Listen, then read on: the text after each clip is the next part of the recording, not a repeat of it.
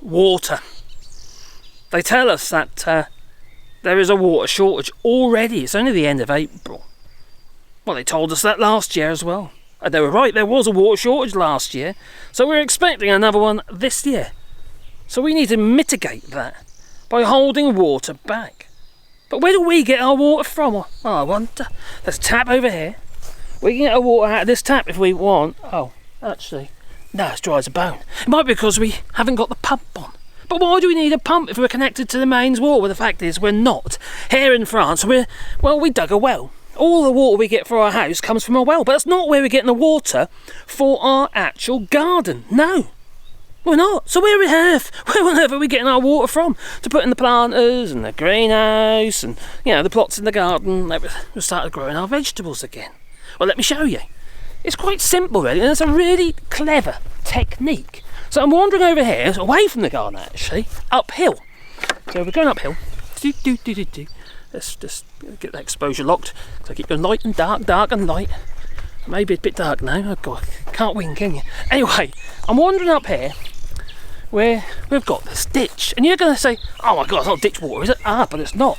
Because underneath all those rocks there, they're just strategically placed. That's all they are. It's asymmetrical kind of rock stacking. Or was that? No, that was Ghostbusters. Anyway, rocks. There's rocks here, but ignore the rocks. Underneath the rocks is a big hole. Yeah. And we've got a medium in there. And literally we've got loads of containers in the ground to hold the soil back. And in this piece of land here, there's a spring that goes into this ditch, just a little bit by little bit by little bit. It drains and drains and drains into the ditch, but it goes into the hole that's under the ground here. I know it's there because I dug it with a digger. I didn't do that one by hand. We dug our well by hand, but we did that one with a digger. Then, what we did, we put a pipe in from that hole, which then goes downhill, so down that ditch. So literally it's under the ground here, actually, better with my hand is. It goes down here, down here, down here. This is where we used to have another plot. So, yeah, it comes down here, through this gate, under the ground it does. Yeah, it's still going, but we're going downhill at the same time because we're on the edge of a valley, you see. So think of gravity. So water's constantly going into that hole that's underneath those rocks back there, which is fed by a spring, goes down and down and down and down, and ends up coming in the bottom of this old animal drain. It's basically a concrete tube. So it goes up from underneath. And then it drains back into the ditch when it's full. And it's not at the moment because we're using it. Yeah, when it comes up to level, it goes down this pipe here and then out into the ditch, so it doesn't make everywhere boggy and wet. So at the moment, we're using that water. It's been pumped. And pumping the problem for us because we're on solar, you see, because we've got all these solar panels. And talk about, I might have to turn the pump off because the water container we just moved and started putting comfrey in is full. So that will come out. Oof. See, there you go. So that water, as you see here, comes from the top of the garden, up there, what I showed you, where the rocks are, and under the ground, through a pipe, through just gravity, and then it's constantly filling that feeder up. Might be a good idea to turn that pump off now, because I think really it's, it's full. And let's put the water somewhere else. Now, my worry now is that because it's a risk of,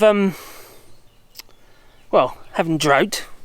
We've already got drought, really. What we need to do is start holding this water back. Now what we've got here is these two bars, and one goes into the next.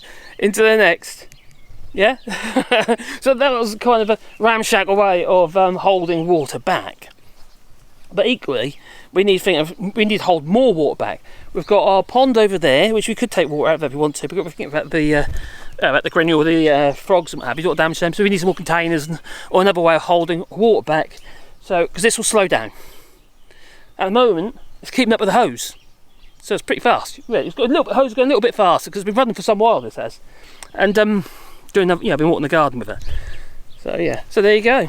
That's where we get our water from, through a spring and a long pipe under the ground, and it ends up in that drinker over there.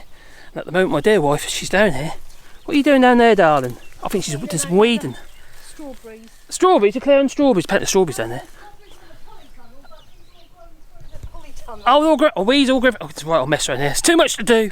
Anyway, it's time for me to go, so I'm going to say ta-ta, you know. And, please boop the old like button. It'll help the channel, you know. But I hope that everybody is having a lovely day. And grow some vegetables. And if you're worried about water, mitigate. Find something to put some water in. Maybe a way of saving water from your bath.